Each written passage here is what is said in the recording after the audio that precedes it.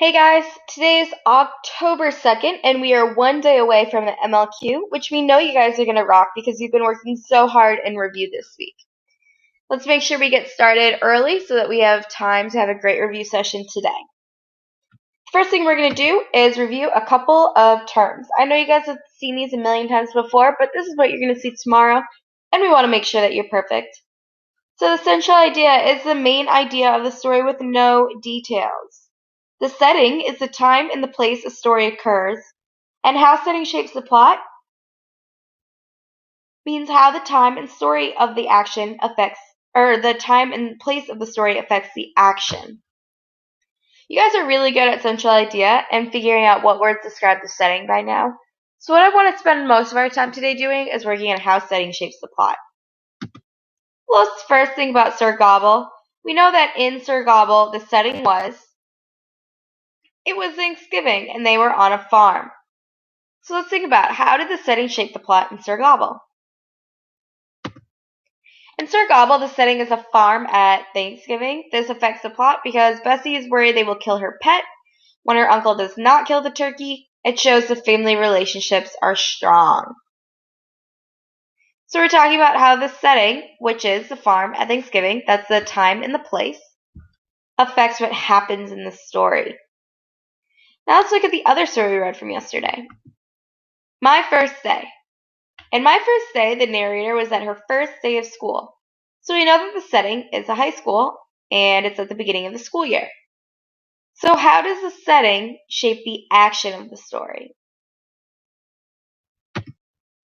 In My New School, the narrator is at a new school, which affects the plot because he or she is trying to adjust or adapt to the new routine, which sometimes, like with the math teacher, was pretty difficult. The narrator has new experience, which is how the setting shapes the plot. Today we're going to read another story. It's called Country Mouse and City Mouse. So let's get out your guided practice worksheets. I need you to follow along as I read the first 4 paragraphs. Here we go. Once a little mouse who lived in the country invited a little mouse who lived in the city to visit him. When the little city mouse sat down to dinner, he was surprised to find that the country mouse had nothing to eat except barley and grain. Really, he said, you do not live well at all. You should see how I live. I have all sorts of fine things to eat every day. You must come to visit me and see how nice it is to live in the city. The little country mouse was glad to do this, and after a while, he went to the city to visit his friend. The very first place that the city mouse took the country mouse to see was the kitchen cupboard of the house where he lived. There, on the lowest shelf, behind some stone jars, stood a big paper bag of brown sugar. The little city mouse gnawed a hole in the bag and invited his friend to nibble for himself. The 2 little mice nibbled and nibbled and nibbled, and the country mouse thought he had never tasted anything so delicious in his life.